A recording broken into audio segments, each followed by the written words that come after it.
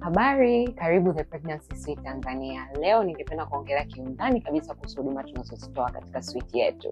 Ningependa kuanza na huduma yetu pendwa kabisa, huduma ya ultrasound. Tuna ultrasound za aina 3 tofauti. Ultrasound ya 2D, 3D na 4D. Watu wengi sana wanatuuliza tofauti zake ni zipi na ni ipi ndio inafaa kwa wakati gani. Ningependa kuelezea kidogo.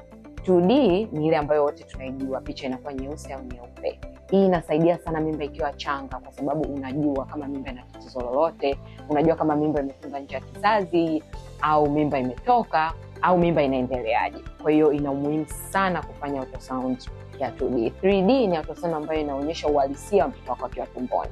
Unaona viungo vya mwili vya mwanao, vidole, kucha, pua, mdomo. Ni moment ambayo kila mtu angependa kuiona, si ndio? Ya mwisho kabisa ni 4D. 4D ni video ambayo inaonyesha mtoto wako akiwa tumboni, jinsi anavyojinyoosha, anavyopiga miayo na kila kitu ambacho anakifanya. Na pia huduma yetu ya pili ni huduma ya mazoezi kwa mama mjamzito. Mazoezi yana umuhimu mkubwa sana kwa mama mjamzito, kwa sababu inasaidia kwenye mzunguko wa damu. Hiyo mzunguko wa damu baadaye unasaidia kwenye kuongeza oksijeni kwako na kwa mtoto pia. Pia inasaidia kwenye kunyoosha viungo ambavyo vinahitajika kwa ajili ya kujifungua. Unakuwa uko flexible enough na kufanya kujifungua mtoto wako.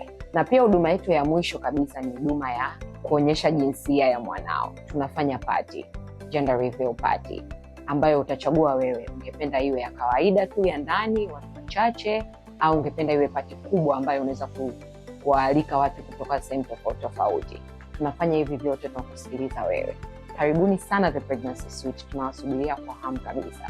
Cha mwisho kabisa ningependa kuongelea, tumeleta bidhaa mpya kabisa katika ofisi zetu, bidhaa ambazo zinamsaidia mama akiwa kwenye safari yake na hata akishamaliza safari yake. Kama unataka kujua ni vitu gani ambavyo tunavyo hapo ofisini kwetu, please book your appointment sasa hivi, tunakusubiri. Ukifika tu utakutana navyo. Karibuni sana.